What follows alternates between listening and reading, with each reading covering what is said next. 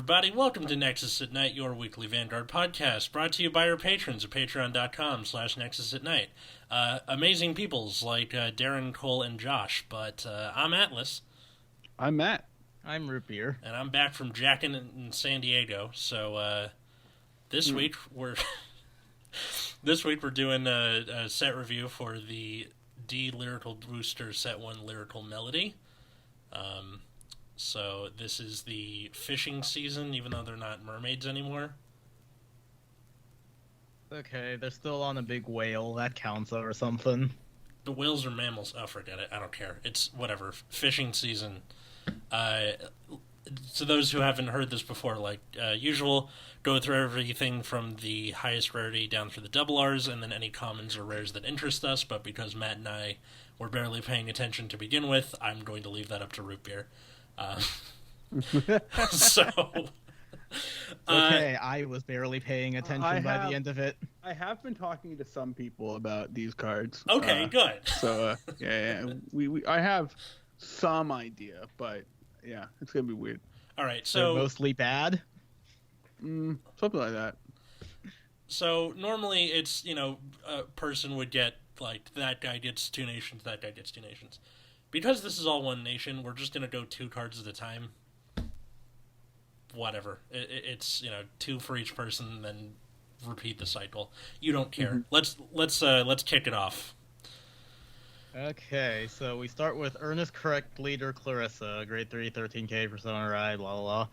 So when it's placed on Vanguard by writing up from the grade 2, you can counterblast what? Search your deck for an order card, aim to be the strongest idol, reveal it, put it into your hand, and shuffle your deck.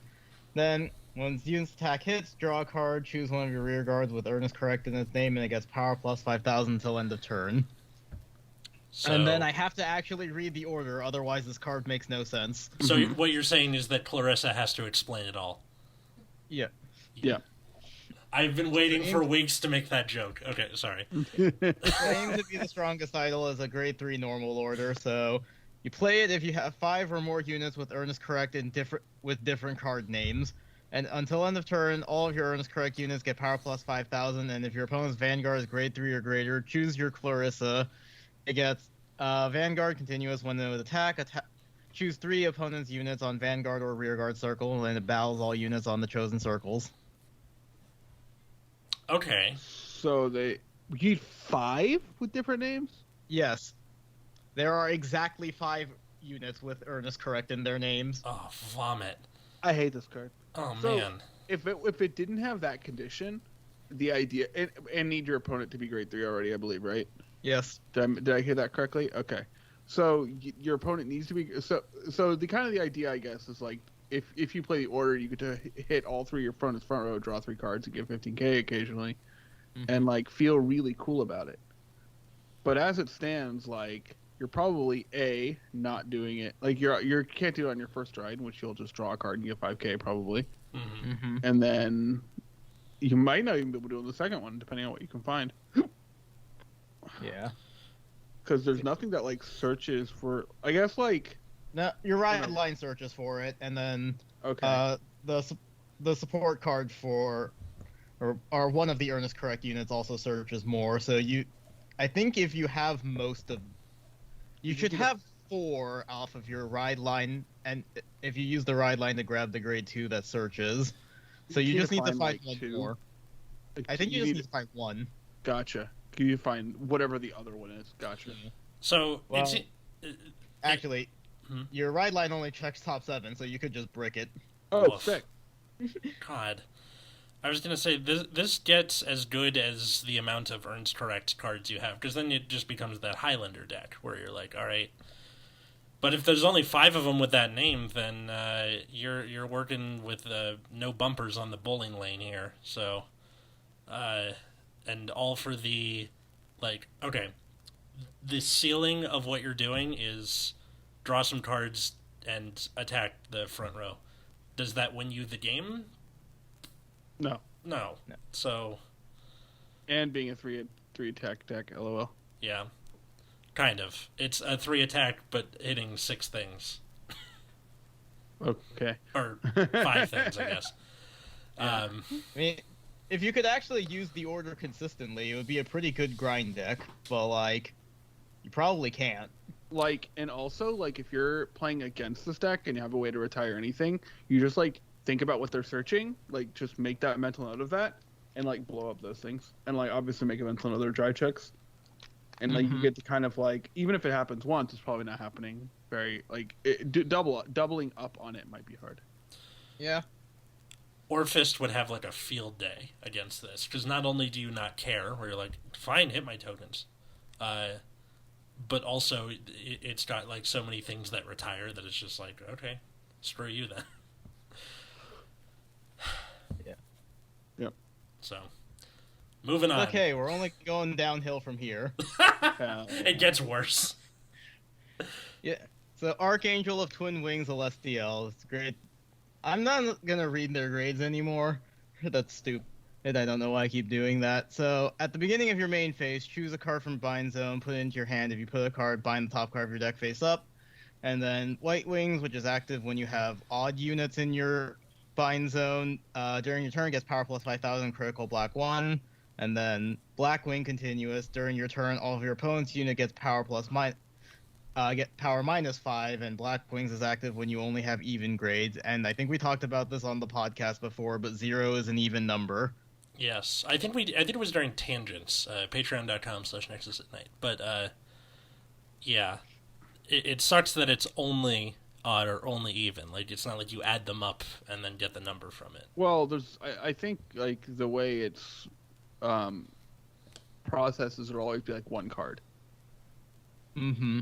So, like, basically, like, you get to draw an extra card a turn, which is pretty nice, actually. Mm-hmm. Actually, there is a triple R that binds itself, so you could potentially have 2.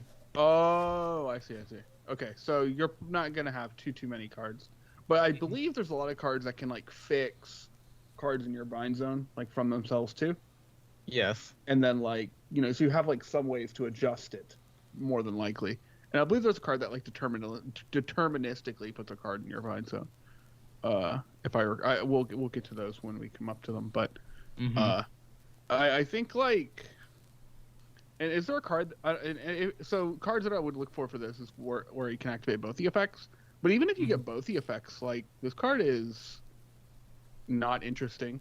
Like, plus 5k to front row, it gains 5k in a crit, is whatever.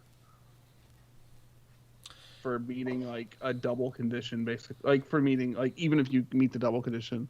But it is, like, counterblast free, which is pretty relevant. Oh, that is nice. I mean, I don't know. Going by the aesthetic and what the description of the effects is, like, they're explaining, okay, there's the white wings and the black wings. It's like a Rube Goldberg machine for something very simple, which is 5k in a crit or 5k to your front row. If Overdress had, like, not Bruce kind of decks in it, or, like, Bastion, and games went on for a really long period of time, I could see something like this being powerful. Just because you're drawing an extra card a turn, you can constantly set up attacking with a crit every turn. Yeah. You know what I mean? But you know who else can do that, sort of, is Prison. True. And that's by a drive check and not by an extra card. Well, that also counts as CB, yeah? For the extra drive check? No, you just have to have the 3 in Prison. Oh, right. You can get that however For some reason, you I thought need it to. was part of the effect. No. It's counterblast 1 and Prison 2 things, and that's it. So, yeah. And then Matt gets one of the interesting ones. That's true somehow. So I get the card I like the most, which is Heartfelt Song, Laurel in the Roll. So it's the green cat girl. So it has an act for counterblast 1. Choose a face-up song from your order zone and sing it. Activate the ability of the song and turn it face down after resolving that ability. And then it has another auto that when it attacks, if your order zone has 2 or more face-down cards, choose a face-up song from your order zone, sing it, and until end of turn, your opponent cannot call Sentinels from their hand to guard circle. So, basically, you get to place the song in order. How to describe this? So basically, there are these set orders in Lyrical Monasterio. You put it into your order zone, and then you can and basically like the songs all have like certain effects whenever whenever they're sung by effect that tells you to sing them. Mm-hmm. So they're kind of like they're kind of double orders because a lot of them also have effects when you put them in the order zone, and then you can sing it with Laurel Narrow to have a second effect. That's right. So it's kind of like the Night Worlds and Orphist, except they have another effect where you turn them face down. But then you also have ways to turn them face up again. So it's going to be kind of like managing, basically keeping the songs you want up. Like, I'm just going to read one song now, just to kind of like for context. Yeah. For context. So there's 6 flower fractals, which is so after a set order is played, put it in your order zone. So you play it, just put it there. And says when this card is put into the order zone, you can turn a face down card in your order zone. You may turn it face up. And then in auto in the order zone, that when this song is sung, choose the same number of rear guards as the number of face down cards in your order zone and stand them. Choose one of your vanguards and it gets power plus 10,000 till the end of turn for each unit that was stand by this effect. That's good. Yeah. So this is so this deck could be a 5-attack deck. Which has met the condition for an interesting Vanguard deck in 2021. And also, your Vanguard is big, huge with a guard restrict. Yep. No Sentinels. Very cool and good. And that second effect is not with a cost. It just happens. It just happens, yes. Right. So, that's... I think the only things in this deck that counterblast are this and the triple R support for it, which we'll get to. So yeah, so that's Laura and Roll. Any other comments? Best card in this set. Looks I like it. Looks real solid. Yeah. So the other card we have going on here is Prismagica Willista. So this is the gem support. So it has an act on Vanguard Circle. You can Soul Blast one quote True-Hearted Ruby. Until end of turn, this unit gets power plus 15,000, and your opponent cannot intercept. Okay. And then it has another cost, or another ability, an act on Vanguard Circle. You can Soul Blast one Everlasting Sapphire. You can look at 5 cards from the top of your deck, choose up to 2 unit cards from among them, and call them to open rearguard circles, and discard the rest. And those units get power plus 5,000. See, now that is truly outrageous. So it's Zorga, but more convoluted. Yeah, so... Oh, man. Truly, truly, truly outrageous. So True-Hearted Ruby is an order that says play it with counterblast 1, draw 2 cards, choose a card and discard it, put this card into your soul. Which is actually a fine card. Yeah. It sucks that it's counterblast 1, but and it's not a plus. It is not a plus, but it is not a minus also. It becomes a soul charge, I guess. It's like a... Yeah, you're even on because you have to soul blast them with Willista, so they just put themselves into soul. Yeah, it's not actually the worst of the cards that it cares about. The card that's worse is Everlasting Sapphire, but the ability is pretty good off your Vanguard, so maybe it's okay. So Everlasting Sapphire is a grade 0 order. Choose one of your units, it gets power plus 5k, put this into your soul. No cost associated. So maybe it's better in that sense. Is that it's just like, well, I'm going to shove this into my soul, give something 5k, and then call 2 units. Yeah. But it does have to call to open, so that is something to consider. That would have been better. It almost would have been better if they made this a blitz order, and then... I mean, the problem I have with it is that you probably want to play, like, 4 Everlasting Sapphires, right? Yeah. And then, like...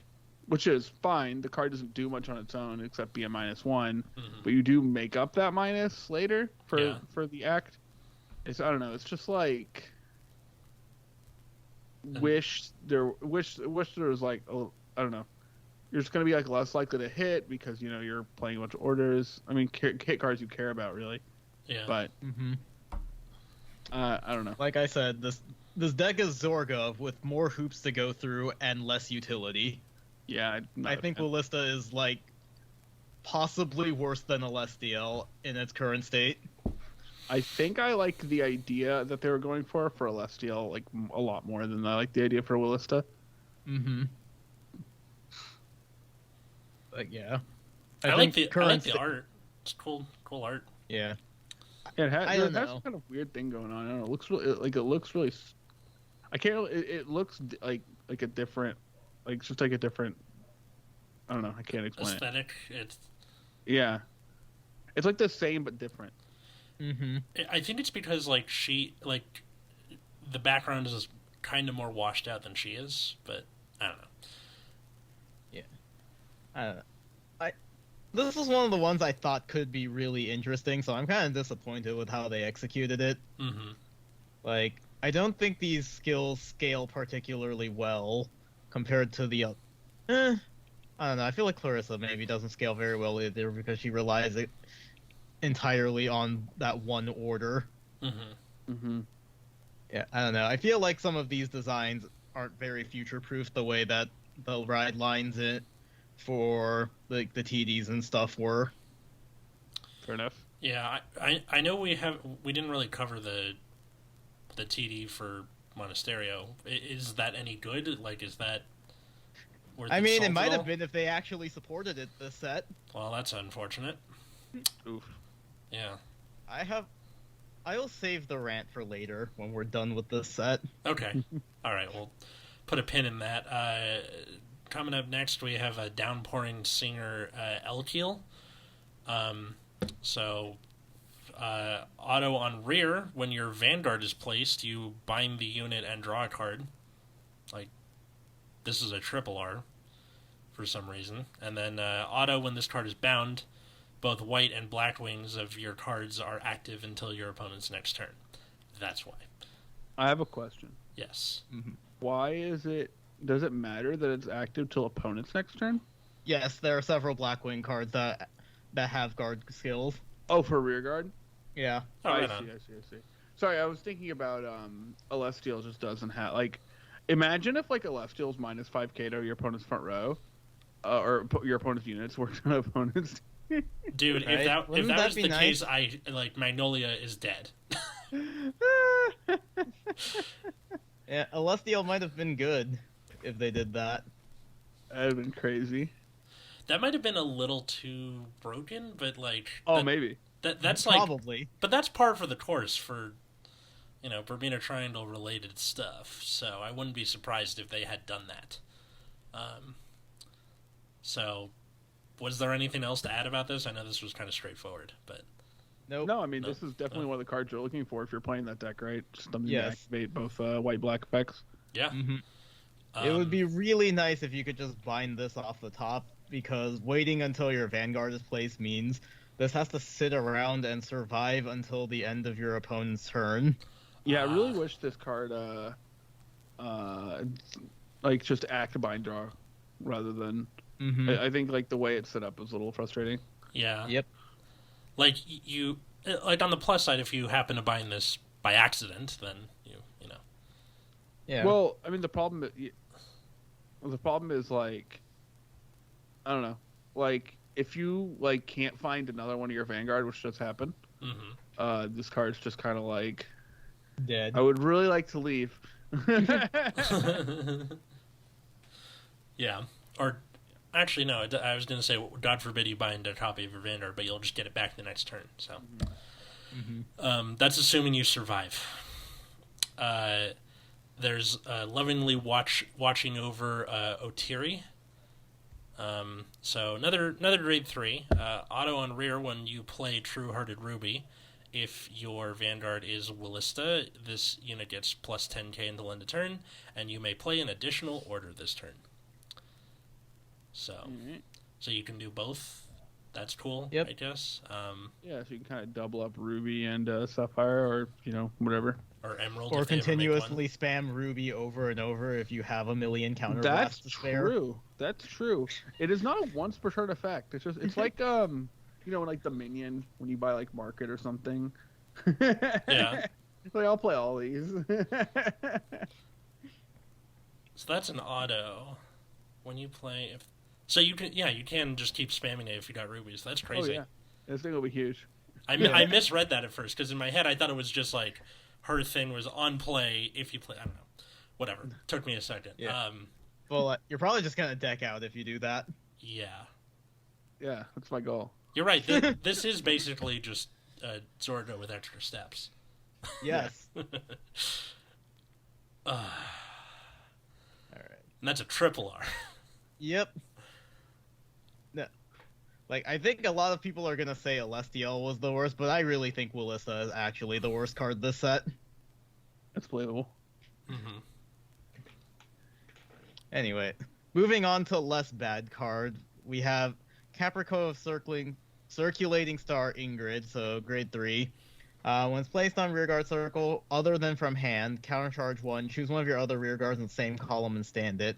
And when this unit attacks, this unit gets power plus 5,000 until end of battle. At the end of the battle, put this on the bottom of your deck. It has to be put there.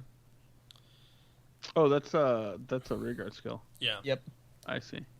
So, for this Capriccio thing, I assume there's some unit that allows you to play things, you know. Yes, it's the next card. I don't know why Felty Rosa is after for this card in the set order. This card seems good, though. Yeah. Yes. It already makes it seem like I would want to play this card. Like, even not knowing the other grade 3, it would be like, if the grade 3 does anything reasonable, this seems good. Yeah, this seems like one of those things where you see it and you're like, I gotta find a way to fit this in. I will find a way. So yeah, I need to go read Felty Rosa now to contextualize Yes, that. you do. So, Rondo of Dusk Moon, Felty Rosa, grade 3, 13k, blah blah blah. When your drive check reveals a ghost normal unit, you may call that unit to an open front row rearguard circle. There it is. Then if you call Counterblast 1, this unit gets drive plus 1 until end of battle. Oh, cool. Oh my god. Wait, so even if you hard draw the grade 3, you can shove it back in your deck to have an open rearguard circle to call? Yep. Whoa. And you can keep doing this if you keep getting It's like Spike Brothers. Yeah. Yeah. Dude, that's General Safe Read. Awesome. This is sweet. Yeah, Felty Rosa is really sweet. I like this card a lot. I think because this set overall is not very good, I think Felty Rosa is missing a bit of power right now. It kind of feels like a worse version of Magnolia as it stands, but like, that could be fixed with more support, which I'll talk about that at the end. All right. This rant is gonna be like, this is gonna be his Sergeant Pepper. It's gonna be like amazing. So far we have not as good Zorga and not as good Magnolia. Yes. Awesome. And then you have Laura Neural, Yeah. who is, the standout so far. Yeah. Yep. And I assume that will not be changing. No, it will not. All right, so then I believe the last two triple R's here are not actually grade 3s. They're both grade 2s. So the first one is Over Serious President Equinoa. Equinoa, something. Equinoa. So it has an auto on rearguard that when this unit attacks, if your Vanguard sung a song this turn, this unit gets power plus 5,000 till end of turn. Then you can counterblast 1, discard a card from your hand, and draw 2. Hey, did somebody say plussing? Hell yeah. I mean, like, placing the songs is, like, technically a minus, which I get. Yeah. And this is a way to kind of, like, get moving. Yeah, I like this card a lot. Dig for more. Yeah. This card can get plus 10k, right? Because you can, like, play 2 songs. It's once per turn. Oh, it's once per turn. My bad. I'm stupid. Bummer. Oh, man. Could you imagine if the Counterblast 1 discard a card wasn't once per turn? Discard 2, draw 4 for Counterblast 2. Yeah. Get your heart out, Bastion. Yeah, this is a really good card. We have a form of Chosen Knights. We have an Equinoa. Yeah, this card is quite nice. Yeah. Yep. And the other one is Earns Correct member Evelyn. So this is the second of the Earns Correct card we've seen, I believe.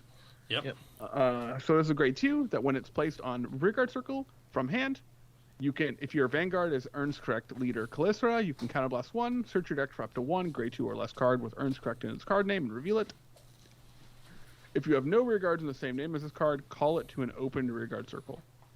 Or as that card. So basically, if you search for a unique Earns Correct unit to what you have, you get to call it. You have to call it. You have so if you don't have it, so if you search for a duplicate, you Keep it. okay. So to search your deck for up to one grade 2 card with or less card with earns correct in its card name and reveal it.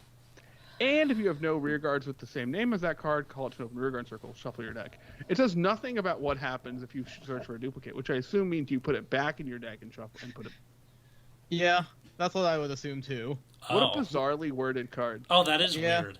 I thought it was you put it in your hand and then if there was nothing else with that name, you'd call it. No, Like, you just reveal it. Obviously, you would never search for a card, but you always kind of want to. The wording should it should already be worded around this, Yeah. but whatever. Like, we all get annoyed with the reminder text, but it is nice for your cards to be idiot-proof. Yeah. Like, just say they can't search for it if that were the case. Like Yeah. if this one, like, let's say there were actually an online client for Vanguard, right? The way this card is worded, you could search for a card that's like you have a duplicate of, and then like on accident like misclick, right? Mm-hmm. And then like it just wouldn't let you call it. Mm-hmm. It's just like be like, well, you don't get that card actually. It's Yeah. like, that's so weird and bizarre. I just don't understand. Also, this is a grade 2 with 8K, which is a thing. Oh yeah, huh? 8K It's- power. Yikes. Yeah, they did that a lot with this set, which feels unwarranted given how they supported everything else in the main nations. Yeah, I hate this. Hashtag We thanks, had I a hate whole it. episode about this, and more and more it's looking like this was just a weird thing that they. I think they're just still traumatized by Bermuda Triangle and V. Believable. Can you blame them? Because I certainly can't. Let's see. Wait, I was trying to look up what episode number that was, or if I was going to put it in the description. Whatever. Figure it out later. It's my turn, I think. Yes. All right. So I have to say this in my fabulous fop voice, which is a serenata dedicated to my lady Eleanor. Mm-hmm. It's a grade 2, 10K, and I have to say that now because they're doing that for whatever reason. Yeah. Yes. Auto on rear, when it attacks, you Soul Blast 2, so this better be worth it. And it gets plus 15k until end of that battle. Okay. At the end of the battle, put this unit on top of your deck. That's pretty cool. You lost me. It's Wait, a wait. ghost. It's a Oh, ghost. okay. So Good. basically, you can go. All right, I'm gonna attack Soul Blast 2, put it on top, attack with Vanguard, call this thing again. Okay, yeah, never mind. That's better. It's a guaranteed ghost if you want it, and gets kind of big, but only on the earlier attack, which I kind of don't like.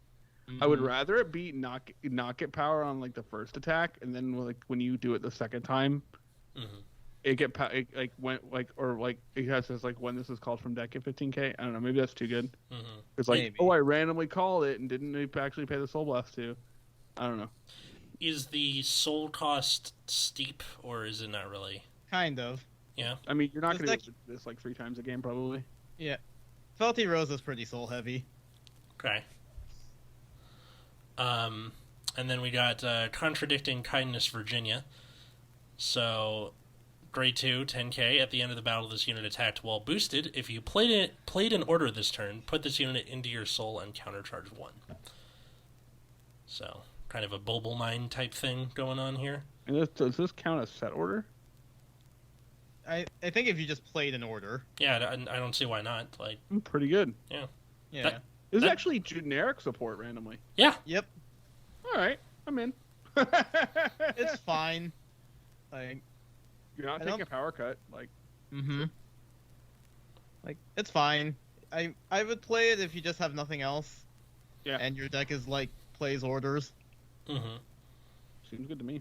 or anything that involves having to call to open circle. She gets out of the way. Yeah. Yeah, helpful. I'm a fan. That.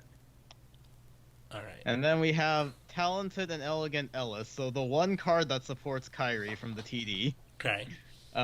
Grade 2, 10k. When this unit is boosted, if your Vanguard is Kyrie, Counterblast 1, choose up to one card from your hand, call it to open rearguard circle.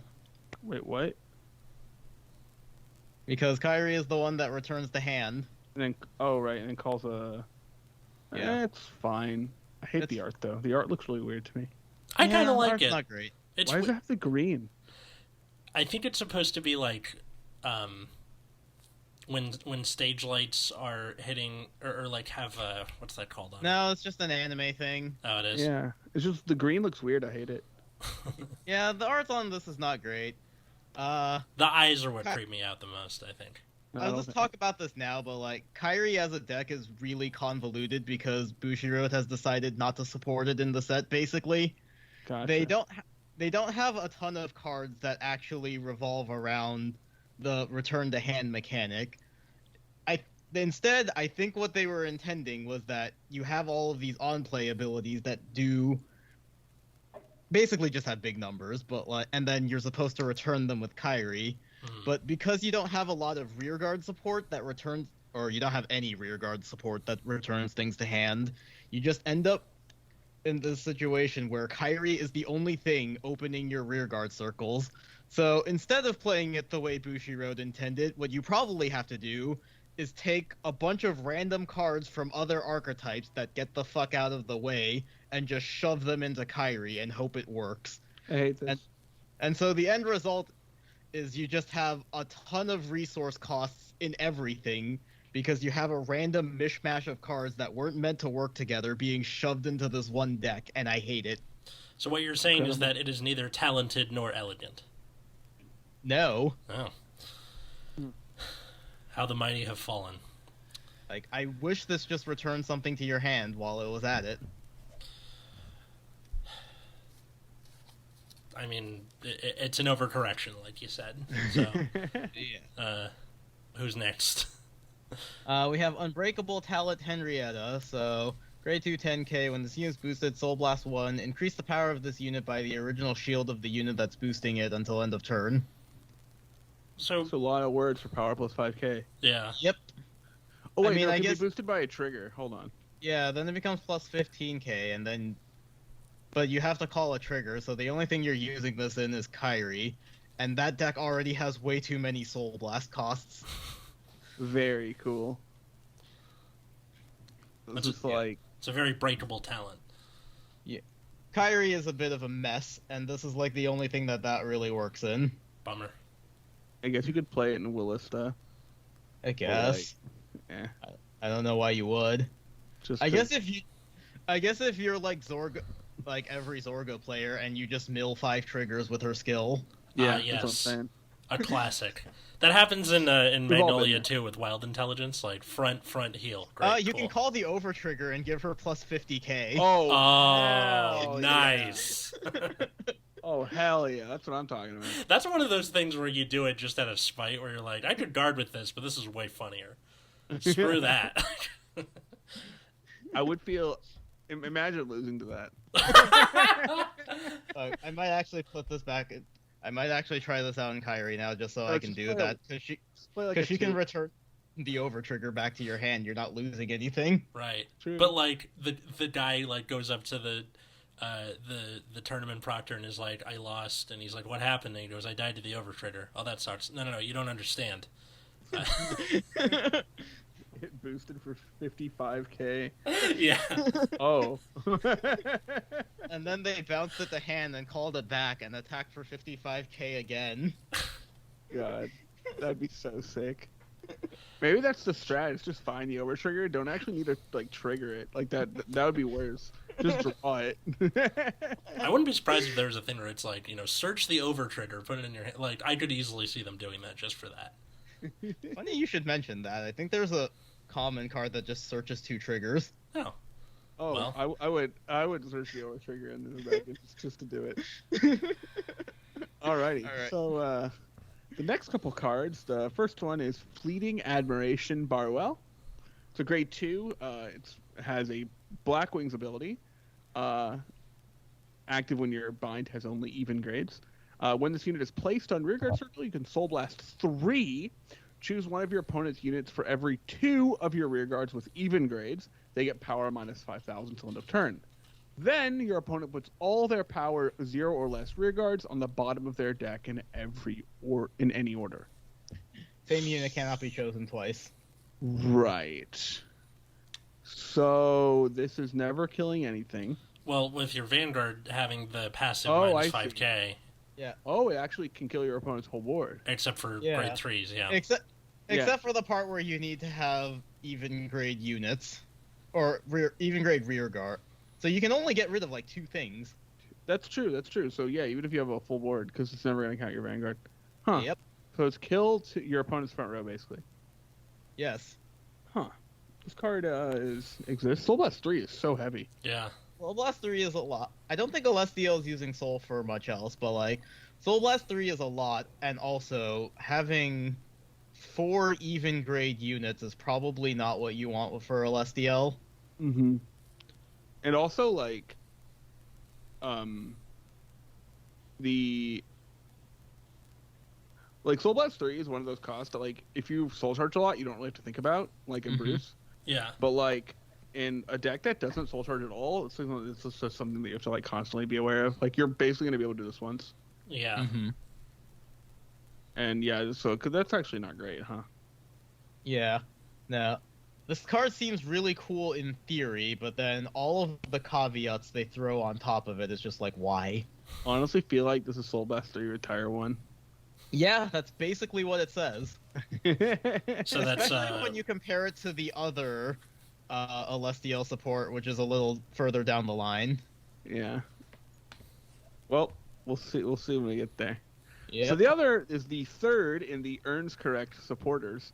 Earns Correct supporter Riona. So this is a grade 1 8k, normal power for everyone. So an auto on rearguard circle, when your other rearguard with Earns Correct in its card name is retired during your opponent's turn. If this card is on rearguard circle, you can Soul Blast 1, discard a card, and add the retired unit back to your hand. This is some protection against your opponent, doing exactly the thing I said to do earlier. Kind of watch what you search for, watch what you, dry check, and try to, like, make sure that you can't assemble the 5, as it were. Mm-hmm. My worry is that, this is not once per turn, which is also pretty funny. Mm-hmm. But then they would just retire this first. Yeah. So it's like the Rose Whip girl in Magnolia. Like, you can't target my thing in front. Okay, so I'll target with the Rose Whip. Yeah. Yeah. Except, compared to Magnolia, trying to protect your rear guards is way more important in this deck, so the fact that this card is not particularly good at its job makes it really bad. Mm-hmm. I will say this. It is protected by the fact that some Vanguard players cannot read. Yeah. So, yeah. That's a bonus. That is a thing. But I feel like if they can't read, they also won't be thinking about what cards you have, so, like, which pieces you have or don't not have.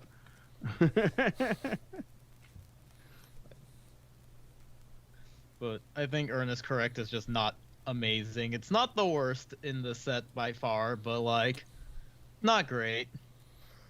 I think that just, like, it gets better with more stuff and more options, which is kind of the case in any deck. But let's see, we have Joining Clasp Ernesta, so we got another Ghost, AK grade 1, in the back row rear. When your other Ghost is placed on rear during the battle phase, stand her. It says back row rear guard? Yes. Yep. God damn it. Yeah, so... Well, because Faulty Rosa can only call the front anyways. Yeah. I guess it couldn't move out of the way, but, like, you could have one call... Yeah, I guess this is fine. I'm mad that it can't work in front row. Mm-hmm. But if it was in front row, then you couldn't get a second call with Faulty Rosa anyways. So I guess it works out to about the same. Yeah. And then I know we were ripping on Everlasting Sapphire, but Quiet Love Olivia, and that's with an E, not an O. 8K grade 1. When you play Everlasting Sapphire, if your Vanguard is Willista, you draw a card. This card's just good. Yeah. I mean, I'm pretty sure you just have to play it. Oh, of course. You play 4 of this, and you hope to draw it every game with your Sapphires. Yeah. Mm-hmm. Like, because you want to play Sapphire, right? Yeah. Yeah. Like, because Sapphire allows you to call 2 with Willista skill. Yeah. So, like, but Sapphire being a minus is a huge the huge downside of the card, right? So if you find this card, like, honestly, you probably just mull for this. Yeah, Mhm. it's like And mulling Because for the I order. think the ride line can search out your gem order, so you don't need to worry about that. Yeah, and you're just like, okay, cool. And now I can like Sapphire without minusing, and then like you can start setting up as early as grade 2. And then if you don't have another Sapphire, then killing this later is not a huge deal because you already got the value off of it. Yeah, Mm-hmm. and this stacks too. If you have multiple of them, you're drawing 2, Mhm. 3, etc. Yeah, the only thing is you're not going to be able to play multiple Sapphires in a turn. Right. Obvious reasons. Although this doesn't work early because it only works with the grade 3 Rulista. Oh, my apologies. Still, Man, like, if this you know. worked on grade 2, this card would be really sick, actually. Yeah. But unfortunately, that is not. Why do I Not- always? Why did I always get the like boring one line of effect cards this whole set? This was by design. Oh, of course, Yes, yes, clearly. totally on purpose. Yeah. But yeah. So back to more Celestial support. We have Rainbow Bright Wings LMUL. So grade 1 8K. White Wing active with odd grades. When it's placed on rearguard circle, if your opponent's Vanguard is grade 3 or greater, counterblast 1. Choose one of your rearguards for every 3 odd grade units, and it gets power +5 and critical +1 until end of turn. Can't choose the same unit twice. This is called Rainbow Bright. Yeah. So This card is actually kind of sick. Yeah. It feels really weird to say this, right? yeah. But you can if you like play your deck in a way that like plays to this card Mm-hmm. and get like the full field like 3/3/3/1/1/1. Uh-huh. You have a full front row of like crit +1, Yep. which is kind of pog. And then if you manage to get the double enabler off, then your front row is at +10k with a crit. Mm-hmm. Yeah. Just super sweet.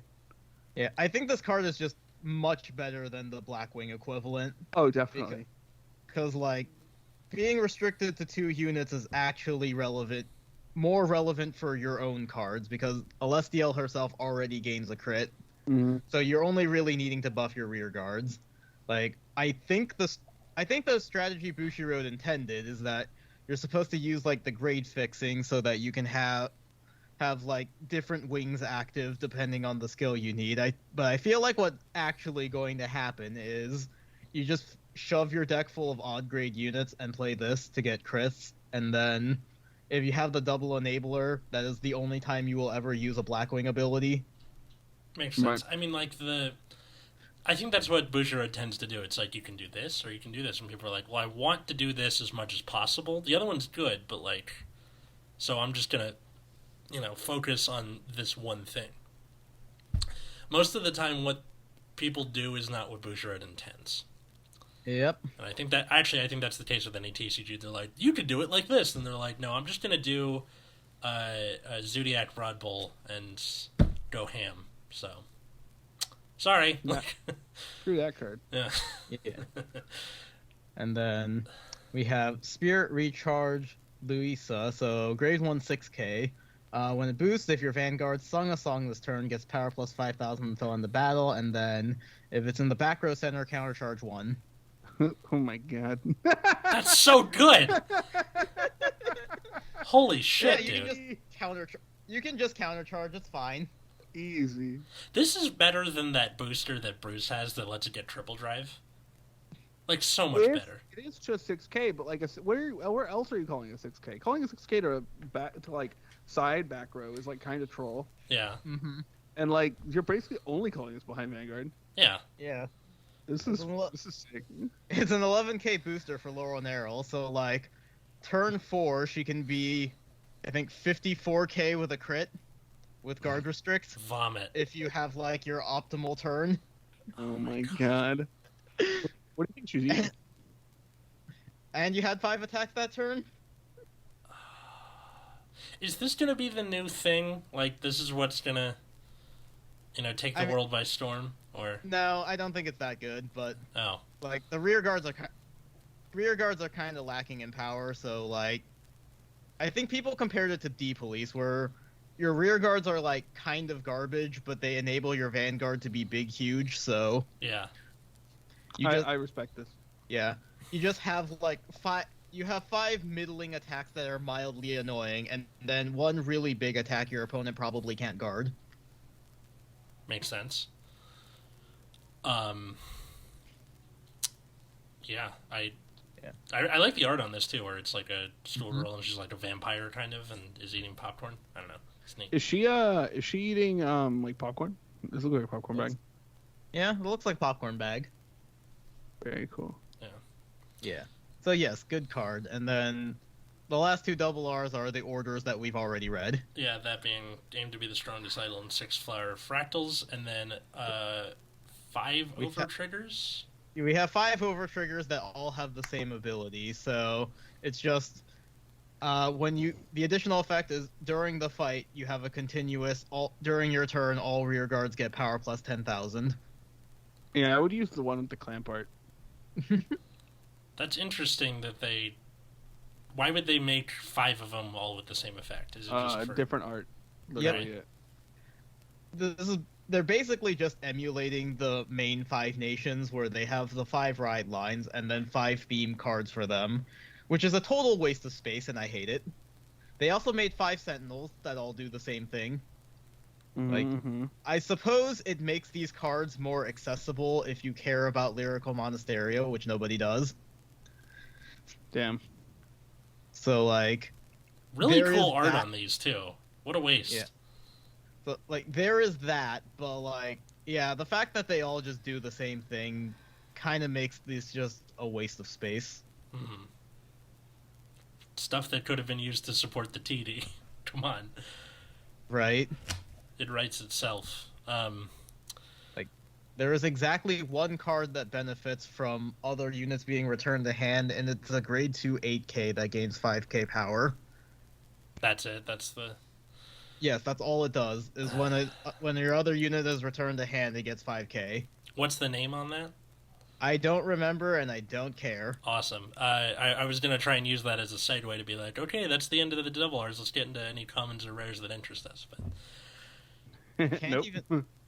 I can't even think of anything interesting. Like, I'm sure they exist, but, like, looking through it, I mean, a chunk of them are just, like, the lower grade versions of all of the grade 3s. And I don't know how many of them are that relevant. Because, like... I mean, I'll read Laurel Narrows because it's kind of important for her. Okay. So, the grade 2 is, like, during your turn, if your order zone has a face-up card, it gets power plus 5,000, and then... when you ride on top of it, search your deck or hand for a grade 2 song, reveal it, put in your order zone. If you search your deck, shuffle. If you put it from hand, draw a card. Yeah, and the other grade 2 songs here, so there's, I believe, 2 more of them? Yes. Okay, so there's Crimson Runway, which is, I don't know, pretty cool name, actually. Yeah. So when this card is put in your order zone, if your opponent's Vanguard is grade 3 or greater, draw a card, no cost.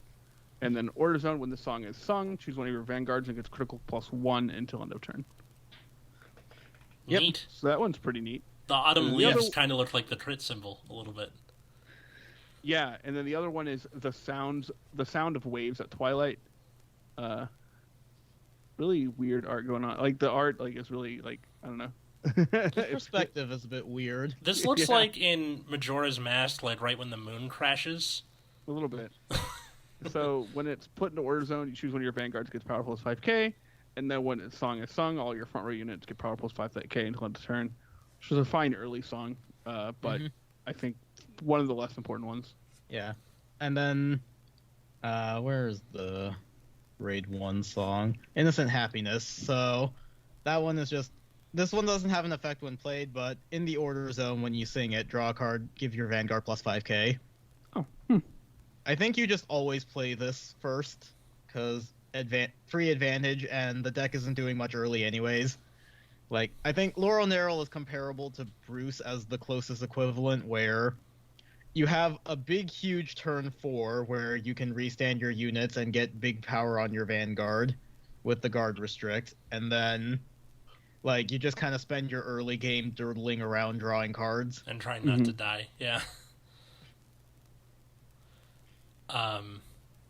Dang. So... Yeah.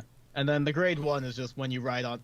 for Laurel Narrows, when you ride on top of it, you search a grade 1 song order from hand in their deck and put it in, and same thing if you put it from hand, draw a card. Nice. But it's nice that all of your songs are searchable. It's not like a Yep. thing you gotta deal with.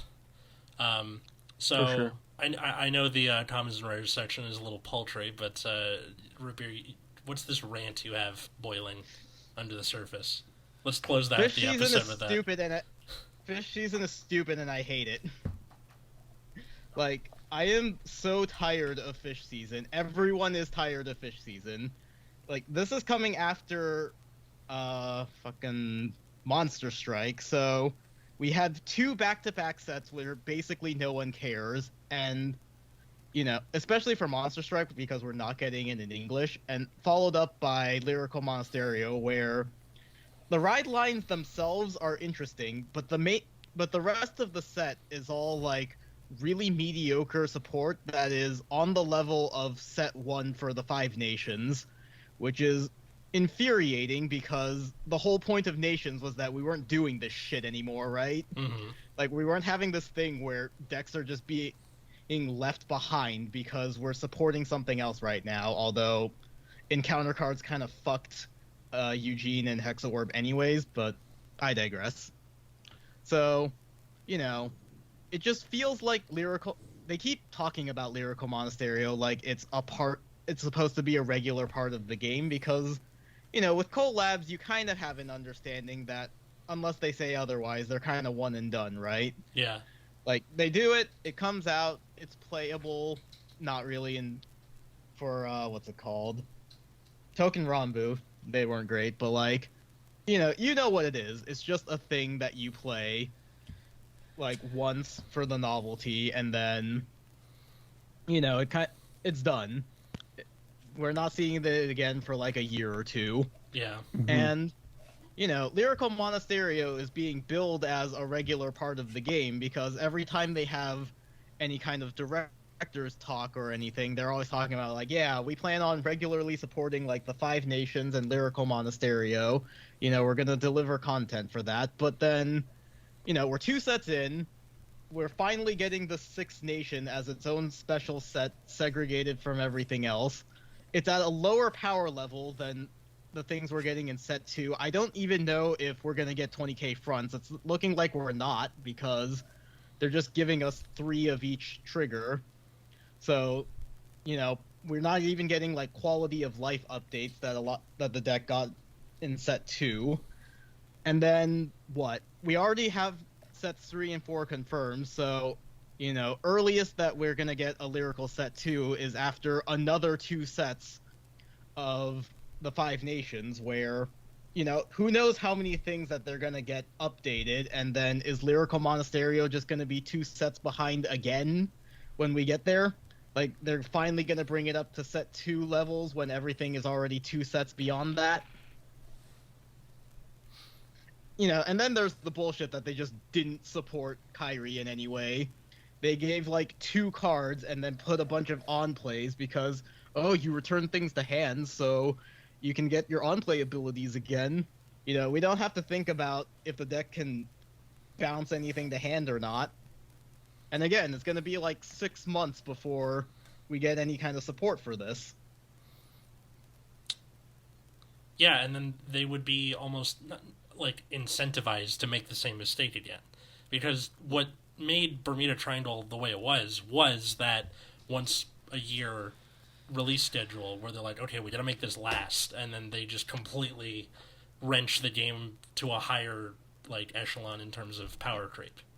And also just like the attitude of the player base where, because Bushiroad doesn't treat it like it's a regular part of the game, even though it is, like the player base does it too. Nobody likes Fish Season. Everyone gets annoyed when we just have to sit here for a month watching a set that the majority of players don't care about.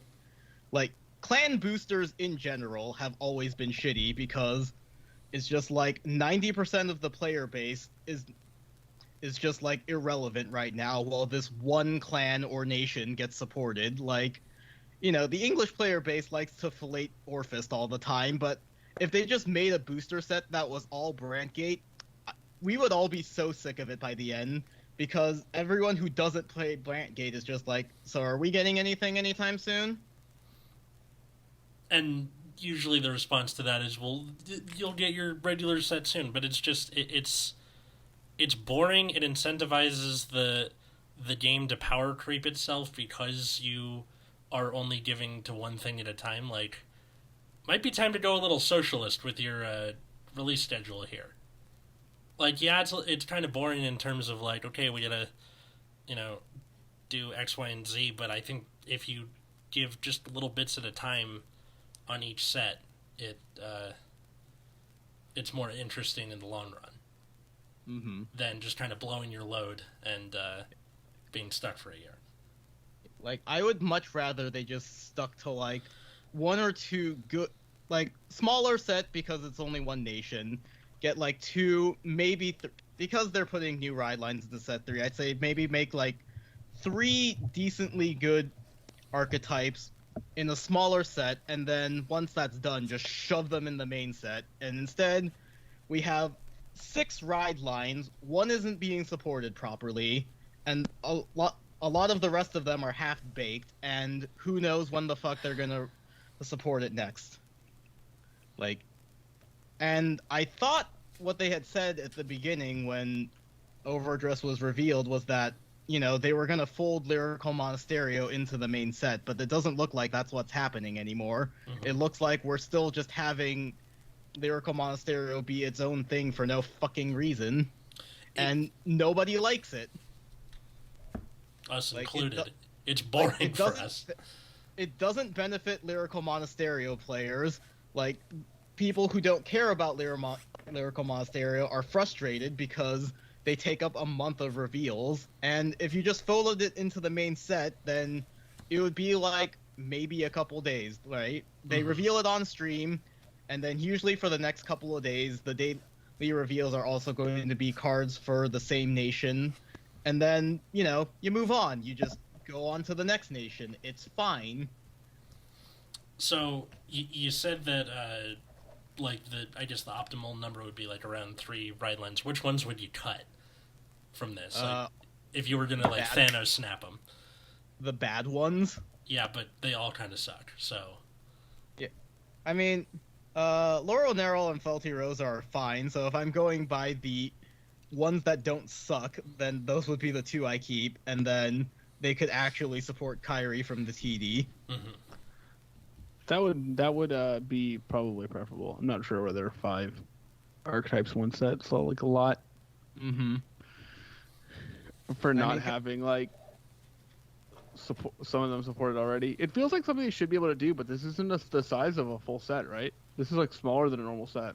Or is it the same? I think it's the same because it's like 120 cards. I think. God, where did they waste all the card space then? Over triggers and PGs. Yeah.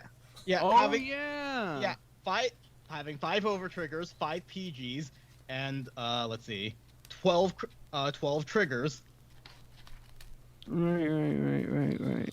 So, and I think this might be the first time that we've done a set review and have been done in under an hour, because usually these go longer than our usual episodes. So, hooray for that.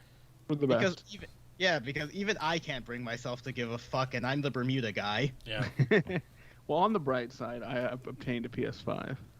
Nice. Well done. I saw a picture once where someone photoshopped Kaiba's head onto the top of a PS5, and it looks like his jacket, and I can't understand. Yeah, everyone did that the first day. All right, so, what did you think of the set? Are you going to buy it? What deck are you going to play? All that good stuff. Let us know. Patreon.com, or at Nexus at Night, Twitter, Instagram. Support the show, patreon.com/Nexus at Night. Where can they find us in places? You can find me on Twitter at Wiggums, 2Gs. You can find me at Plasma Eclipse. And find me at Atlas Novak, Twitter, Instagram.